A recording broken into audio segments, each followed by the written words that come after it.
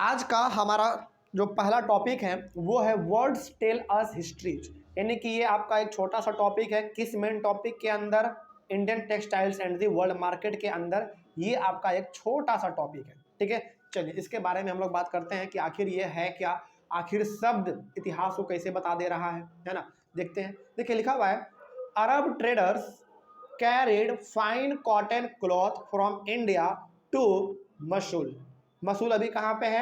Iraq में है। ठीक है, आज जिस नाम से हम लोग इराक को देखते हैं वो इराक, हालांकि जो मसूल आपको दिख रहा है ये वर्ड, ये मसूल हमारा यानी कि ये मसूल एक जगह है, वो जगह कहाँ पे है? इराक के अंदर है। ठीक है, जैसे हमारा इंडिया है, इंडिया के अंदर एक बिहार कैसे जगह है, उसी प्रकार से हमारा इराक के अंदर एक मसूल जो है वो एक जगह वहाँ का है। ठीक है, तो यहाँ पे हुआ क्या करता था ना, सबसे पहले अरब ट्रेडर यानी कि अरब के लोग, हालांकि बेसिकली इराक जैसे इराक, ईरान, इसी सब को हम लोग अरब कंट्री कहते हैं। ठीक है, तो वहाँ के लोग यानी कि इराक के लोग, उसको हम लोग कहेंगे अरब ट्रेडर। ठीक है, यानी कि इराक के लोग जो हमारे भारत में सामान को खरीदने बेचने के लिए आते थे उसको हम लोग क्या कहेंगे? अरब के ट्रेडर कहेंगे। ठीक है, तो अरब के लोग जो है ना भारत आते थे और भारत से कॉटन क्लॉथ लेकर जाते थे। कहाँ? अपने जगह पे मसूल में, जो कि कहाँ पे है? इराक में है। ठीक है, और यहाँ पे इस बात को आप ध्यान में रखेंगे कि जो मसूल है ये मसूल हमारा इराक के अंदर है। ठीक है, और यहाँ के लोगों को हम लोग बेसिकली इराकियन कह देते हैं, लेकिन कुछ कुछ कंट्री है जैसे इराक, ईरान है ना, ये सब कुछ ऐसे ऐसे कंट्री जिसको हम लोग अरब कंट्री कह देते हैं। ठीक है, तो इस बात को आप याद रखेंगे। तो वहाँ के लोगों को हम लोग अरब ट्रेडर कह देंगे जो व्यापार करेगा। तो अरब ट्रेडर्स यानी कि इराक के वैसे लोग जो खरीद बिक्री में ज़्यादा इन्वॉल्व हैं, वो लोग हमारे भारत आते थे और भारत के बहुत ही अच्छे अच्छे कॉटन क्लॉथ को खरीद के अपने देश इराक लेके जाते थे। ठीक है, कोई डाउट यहाँ तक समझने में? चलिए आगे बढ़ते हैं, बड़ा सिंपल सिंपल चीज़ इसमें है। तो वो लोग वहाँ लेके अपना जाते थे। अच्छा, यहाँ पे फिर से हम एक बार बताना चाहेंगे कि क्या वो लोग कपड़े को सिला हुआ लेके जाते थे? नहीं, सिंपली कपड़ा लेके वो जाते थे। ठीक है, आगे European traders in Mosul saw these fine cotton cloth and they started pronouncing it as muslin. Muslin. ठीक है, अब देखिए ध्यान से, यहाँ पे ना इराक में लोग वहां पे लेके तो चले गए भारत के कॉटन क्लॉथ, है ना। जब इराक के अंदर यूरोपियन ट्रेडर ने यानी कि यूरोप के व्यापारी लोगों ने, यूरोप के ट्रेडर्स ने देखा हमारे इंडियन कॉटन को, तो वो लोग उस इंडियन कॉटन को क्या बोलने लगे? मुस्लिम कहने लगे। देखिए यहाँ पे कंफ्यूजन बिल्कुल भी नहीं होना है, कंफ्यूज नहीं होना। यहाँ पे सबसे पहला बात यहाँ पे ये है कि इराक के ट्रेडर्स हमारे भारत आते थे, यहाँ से सामान को खरीद के अपने देश इराक लेके जाते थे। ठीक है, और इराक में यूरोपियन ट्रेडर्स जो कि यूरोप के लोग थे, खरीद बिक्री करते थे, उन लोगों ने इराक के अंदर हमारे भारत का सामान देख लिया, जो कि इराक के लोग लेके गए थे भारत से। उन्होंने देखा तो उन्होंने, यूरोपियन ट्रेडर्स ने उस कॉटन क्लॉथ को क्या कहना शुरू कर दिया? मुस्लिम के नाम से कहना शुरू कर दिया। ठीक है, और ये जो मुस्लिम है याद रखिएगा क्यों पड़ा नाम? क्योंकि ये बेसिकली मसूल में था। ठीक है, इस बात के लिए इसका नाम मसूल, मुस्लिम रखा दिया गया।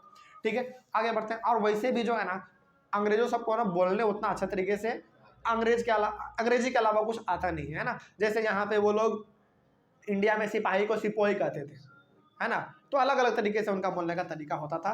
तो चूंकि मसूल में हमारे भारत के इंडियन कॉटन जो है वो जाते थे, तो इसीलिए इसका नाम वो लोग क्या करना शुरू कर दिए? मुस्लिम कहना शुरू कर दिए। तो मुस्लिम बेसिकली क्या था?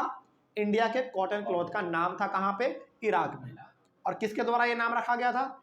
यूरोपियन ट्रेडर्स के द्वारा। ठीक है, आगे उसके बाद आगे बढ़ते हैं। When the Portuguese first came to India in search of spices they landed in Calicut, Kerala. समझिए ध्यान से, अब यहाँ पे बात हमारा हो गया इराक का, बात खत्म। अब बात कर लेते हैं हम लोग पोर्टुगीज लोगों का। ठीक है, भारत में सबसे पहले पोर्टुगीज लोग जो आए ना, वो लोग मसाला के खोज में आए थे। स्पाइसेस मतलब मसाला। और एक बात और यहाँ पे आप नोट कर लीजिए कि हमारा भारत जो है ना मसाला के लिए भी बहुत फेमस था। ठीक है, हाँ, बहुत ज़्यादा मसाला के लिए वो फेमस था। तो पोर्टुगीज लोग जब हमारे भारत पहली बार आए मसाला के खोज में, और वो कहाँ पे लैंड किया सबसे पहले? भारत में कैलीकट में। और ये कैलीकट कहाँ पे है? केरला में है आज के समय पे। ठीक है, आगे बढ़ते हैं। उसके बाद फिर क्या हुआ देखो, the cotton textiles which they took back to Europe along with the spices came to be called calico. हालांकि वो हमारे इंडिया में मसाला के खोज के लिए आए थे, मसाला उनको मिल गया, लेकिन साथ साथ मसाला को तो लेके गए ही, साथ साथ इंडिया के कॉटन को भी लेके चले गए। बात समझ में आ गया? तो उन लोगों ने जो कॉटन भारत का लेके गया उनको उन्होंने क्या नाम दे दिया? कैलिको नाम दे दिया। क्यों कैलिको नाम दिया? जगह का नाम के वजह से, कैलिकट के वजह से। ठीक है, चलिए आगे बढ़ते हैं। तो इस बात को आप ध्यान में रखिएगा, सवाल पूछ लेगा कि कैलिको जो नाम रखा गया वो क्यों रखा गया? बिकॉज ऑफ कैलिकट, जगह के वजह से, उसका नाम था जगह का। उसी प्रकार से मुस्लिम नाम क्यों रखा गया? Because of Mosul. ठीक है, आगे बढ़ते हैं। तो जब ये लोग पोर्टुगीज लोग हमारे भारत से मसाला लेके चले गए तो साथ साथ अपने इंडिया के कॉटन को भी लेके चले गए। ठीक है, यानी कि उनको अच्छा लगा होगा इसीलिए लेके चले गए। आगे, in 1730 the East India Company sent order to its representatives in Calcutta for 5,89,000 pieces of cloth. सोचो, मतलब ये हो गया कि 1730 तक जो है ना हमारे इंडिया में अंग्रेजों का कब्जा धीरे धीरे शुरू हो चुका था। ठीक है, इस बात को आप ध्यान में रखेंगे कि 1730 के आसपास जो है ईस्ट इंडिया का जो कब्जा था वो भारत पे लगभग शुरू हो गया था। और इसके पहले भी ब्रिटेन में हमारे यहाँ का मसाला हो, चाहे कपड़ा हो, चाहे आयरन और स्टील हो, वो तो जाता ही था, है ना। तो उन लोगों को, यानी कि यूरोप के लोगों को, यानी कि आप कह सकते हैं कि अंग्रेजों को भारत का कपड़ा इतना पसंद आया कि उन लोगों ने वहां से ही भारत में जो उस समय ईस्ट इंडिया कंपनी के लोग थे उनको ऑर्डर किया। कितने पीसेस ऑफ क्लॉथ के? 5,89,000 पीसेस ऑफ क्लॉथ का ऑर्डर कर दिया। सोचो, मतलब कि ये यहाँ पे दिखाया जा रहा है कि हमारे इंडियन कॉटन टेक्सटाइल का क्या क्रेज था उस समय पे, है ना। पूरा का पूरा यूरोप जो है ना हमारे इंडियन कॉटन टेक्सटाइल का दीवाना था, पूरा उसका फेमस था। तो वहां से ही ईस्ट इंडिया कंपनी ने भारत के ईस्ट इंडिया कंपनी के लोगों को ऑर्डर दिया कि भाई हमको जो है ना इतना पीसेस ऑफ क्लॉथ चाहिए। इतना पीसेस ऑफ क्लॉथ मतलब टुकड़े के रूप में। ठीक है, और हमने पहले ही कहा आपको कि वो लोग केवल कपड़ा खरीदता था, बल्कि सिला हुआ कपड़ा वो नहीं खरीदता था, है ना। जैसे हम लोग करते हैं ना कि पैंट शर्ट जब सिलवाते हैं तो कपड़ा लेके सिलवाते हैं, उसी प्रकार से वो केवल कपड़ा खरीदना चाहता था। तो इतना पीस उसको कपड़ा का चाहिए था। अब आपके मन में सवाल आ सकता है कि सर 5,89,000 पीस है तो छोटा छोटा सा पीस होगा? नहीं, बहुत बड़ा बड़ा पीस। अभी आगे मिलेगा वो चीज आपको। वो तो बहुत कम है, बहुत कम है, उससे बहुत बड़ा आगे देखिए आपको मिलेगा। देखिए लिखा हुआ है the order contains a list of 98 varieties of cotton and silk cloth. सोचो, उन्होंने जो ऑर्डर दिया, हालांकि उन्होंने ऑर्डर इतने पीसेस ऑफ क्लॉथ का दिया और इतने पीसेस ऑफ क्लॉथ में उनको चाहिए था 98 वैरायटी का। मतलब कि इतना तो उनको पीस चाहिए ही, साथ ही साथ उनको 98 वैरायटीज का कॉटन और सिल्क कपड़े चाहिए। उसको सोचो, 98 वैरायटीज। इसका मतलब ये हो गया कि हमारे भारत में उस समय पे 98 वैरायटीज के कॉटन और सिल्क के कपड़े बनते होंगे। सोचो उस समय पे हमारा भारत कितना मस्त था। बात समझ में आ रही है?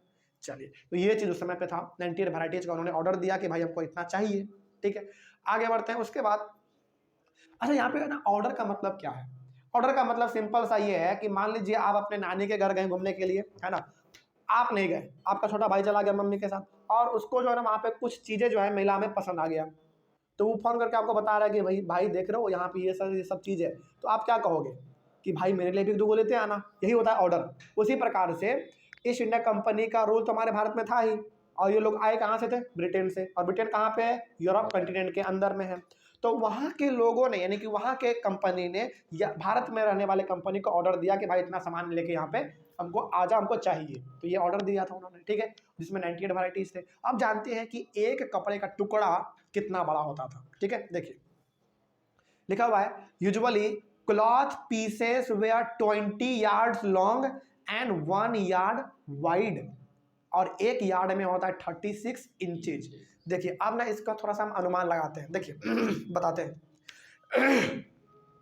यहाँ पे 20 यार्ड लंबा और 1 यार्ड चौड़ाई, ठीक है, और 1 यार्ड में होता है 36 इंच। देखिए आपका जो वो स्केल होता है ना, वो जो छोटा सा 15 सेंटीमीटर का जो स्केल होता है, उसमें टोटल इंच कितना होता है मालूम है? 6 इंच। वो केवल 6 इंच है और यहाँ पे एक यार्ड में 36 इंच है, तो सोचो उतना उसका चौड़ाई हो गया। आप अनुमान लगाइए कि आपके पास जो 15 सेंटीमीटर का जो एक स्केल होता है उसमें आपका 6 इंच होता है। इतना बड़ा तो वाइड हाँ, मतलब कि ये हो गया कि आपका जो 15 सेंटीमीटर का स्केल है उसमें 6 इंच होता है और यहाँ पे 36 इंच, तो उसका 36 कर दो, ठीक है, वो हो गया उसका चौड़ाई। और उसका लंबाई जो है वो 20 यार्ड है, यानी कि 720 इंच लंबा। सोचो कितना बड़ा होगा। मतलब कि आप एक तरीके से कह सकते हो कि एक ना जो कि एक तिरपाल, एक तिरपाल जिसका चौड़ाई थोड़ा सा कम है लेकिन लंबाई उसका ज्यादा है। तो इस प्रकार का इतना बड़ा जो है ना एक टुकड़ा होता था उस समय पे कपड़े का, और उसमें तो हमको लगता है कि आज के समय में मेरा उसमें 2-3 फुल पैंट और 2-3 शर्ट निकल जाएगा, है ना। तो ऐसा उस समय पे कपड़ा हुआ करता था। आगे बढ़ते हैं, और वो लोग कपड़ा ही खरीदते थे, सिला हुआ कपड़ा नहीं खरीदते थे, बाकी वो लोग अपने डिजाइन से अपना बना लेते थे, पहनते थे, है ना। आगे बढ़ते हैं, उसके बाद printed cotton cloth were called chintz. उसके बाद कॉसेस, कॉसेस को हम लोग खासा भी कह सकते हैं, या फिर बंदना। जो प्रिंटेड कॉटन क्लॉथ होते थे ना, प्रिंटेड मतलब आप देखते हैं डिजाइन उजाइन वाला, है ना, उसको उस समय पे क्या कहा जाता था, चिंट या फिर खासा या फिर बंदना। यह चीज उस समय पे उनको पुकारा जाता था। या आप याद कर लीजिएगा, ये पूछा जाएगा कि उस समय पे प्रिंटेड कॉटन क्लॉथ को किस किस नाम से पुकारा जाता था। तो ये 3 नाम से बेसिकली पुकारा जाता था। अब आगे बढ़ते हैं, फिर क्या लिखा हुआ देखिए, the term chintz comes from the Hindi word chint. यहाँ पे आपको ये वर्ड दिख रहा है CHINT, इसको बेसिकली हम लोग चिंट ही पढ़ते हैं, है ना, चिंट ही इसको हम लोग पढ़ेंगे। तो ये जो चिंट आपको दिख रहा है ये एक हिंदी वर्ड है जो कि क्या है, चिंट, CHINT। ये जो आपको यहाँ पे चिंट दिख रहा है ये हिंदी वर्ड है, लेकिन यहाँ पे जो आपको दिख रहा है ये एक इंग्लिश वर्ड है, ठीक है। तो ये जो चिंट आपको यहाँ पे इंग्लिश वर्ड दिख रहा है ये हिंदी वर्ड से लिया गया है, और हिंदी में इसको क्या कहते हैं हम लोग, चिंट ही कहते हैं। बेसिकली प्रोनाउंसिएशन दोनों का सेम है, स्पेलिंग बस थोड़ा सा अलग है। तो हिंदी वर्ड से लिया गया है और वो हिंदी वर्ड आपका ये है। इसका मतलब क्या होता है, means a cloth with small and colourful flower design. तो उस समय पर जो प्रिंटेड क्लॉथ होते थे उनको हम लोग कहते थे चिंट, और यहाँ पे चिंट का बेसिकली मतलब होता था कि वो प्रिंटेड कपड़े जो कि होंगे छोटे लेकिन उसमें जो है ना डिजाइन फ्लावर का होगा। तो वो कपड़ा जो कि दिखने में तो लगभग छोटा ही होगा, ठीक ठाक होगा, मतलब ज़्यादा बड़ा भी नहीं ज़्यादा छोटा भी नहीं, मीडियम साइज का होगा, लेकिन उसके ऊपर फ्लावर का डिजाइन होगा, ठीक है। तो उसको हम लोग कहते थे चिंट बेसिकली। आगे बढ़ते हैं, उसके बाद there was a craze for printed Indian cotton textiles in Europe mainly for their design, fine texture and cheapness. तो प्रिंटेड कपड़े का भी यूरोप में बहुत ज़्यादा डिमांड था, क्योंकि डिजाइन अलग अलग हुआ करता था, उसका मन मोह लेता था, है ना, उसके दिलों पे वो राज करता था। तो बेसिकली यूरोप में जो हमारा प्रिंटेड कॉटन क्लॉथ थे उनका डिमांड भी वहाँ पे बहुत ज़्यादा था, वो भी 3 वजह से। पहला ये उसके डिजाइन की वजह से, यानी कि डिजाइन बहुत अच्छा होता था। दूसरा उसके टेक्सचर की वजह से, टेक्सचर मतलब नमी, बहुत मुलायम, है ना, इस प्रकार से। और चिपनेस यानी कि सस्ता भी होता था, है ना। और भाई इंडियन लोग हैं, डरा धमका के बिल ही लेता था वो लोग, है ना। आगे बढ़ते हैं, उसके बाद rich people of England including the queen herself वोर क्लॉथ ऑफ इंडियन फैब्रिक। ये तो बहुत बड़ा बात हो गया, है ना, और ये हकीकत भी है, एनसीईआरटी में लिखा है तो झूठ नहीं लिखा होगा। तो मतलब कि इंडिया का कपड़ा ब्रिटेन में, ब्रिटेन तो छोड़ो पूरे यूरोप में इतना फेमस था कि वहाँ की जो महारानी हुआ करती थी ना, क्वीन क्वीन एलिजाबेथ, उनको भी ये कपड़ा पसंद था, यानी कि वो भी पहना करती थी। सोचो कितना, मतलब एक मशहूर बात कहा गया यहाँ पे। तो सोचो कितना, मतलब क्या, मतलब गजब का क्रेज है इंडिया के कपड़े का, है ना। खैर आगे बढ़ते हैं, आगे बढ़ते हैं। उसके बाद देखिए द टर्म बंधना comes from the Hindi word बंधना, ठीक है। यहाँ पे जो आपने वर्ड देखा था चिंट, तो चिंट भी एक हिंदी शब्द से ही लिया गया है। उसी प्रकार से आप यहाँ पे जो बंधना देख रहे हैं वो भी एक हिंदी वर्ड से ही लिया गया है, बेसिकली बंधना, ठीक है। हम लोग इसको हिंदी में क्या कहते हैं, बंधना, ठीक है। तो ये बंधना आपको दिख रहा है ये हिंदी वर्ड से लिया गया है और इसको हिंदी में हम लोग बंधना कहते हैं, ठीक है। बेसिकली प्रोनाउंसिएशन आपको सेम ही लग रहा होगा, बस स्पेलिंग में थोड़ा सा फर्क है बस, और कोई बड़ा बात नहीं है। उसके बाद लिखा हुआ है term bandanna refers to brightly coloured and printed scarf for the neck और head and these were produced through a method of typing and dyeing. अब इसमें होता क्या था ना, देखिए ध्यान से, ये जो आप बंदना देख रहे हैं, हालांकि बेसिकली बंदना तो हम लोग प्रिंटेड कपड़ों के लिए ही वर्ड इस्तेमाल करते थे, लेकिन उसमें भी प्रिंटेड में भी कैसा printed, brightly coloured. Brightly colour का मतलब जो कि मतलब बहुत अच्छा चमकीला जैसा हो उसके लिए। और प्रिंटेड स्कार्फ, स्कार्फ मतलब जो हम लोग अपने गर्दन में लपेटने के लिए या फिर अपने माथे में बांधने के लिए जो इस्तेमाल करते हैं, उसके लिए बेसिकली यहाँ पे डिजाइन ये किया जाता था। मतलब ये हो गया कि उस समय पे जो हम लोग गले में बांधते थे या फिर जो अपने कपार में ठंडे के वक्त बांधते होंगे या फिर अपने फैशन के लिए भी जो बांधते होंगे, उसमें जो प्रिंटेड डिजाइन होगा उस प्रिंटेड डिजाइन को हम लोग पुकारते थे बंदना के नाम से। बस बात खत्म, ठीक है। आगे लेकिन ये बनता कैसे था, these were produce through a method of typing and dyeing. और ये, हाँ सॉरी टाइंग लिखा हुआ है ना, सॉरी मिस्टेक हो गया, टाइंग एंड डाइंग, यहाँ पे टाइंग टाइपिंग नहीं होगा, बेसिकली टाइंग होगा, ठीक है।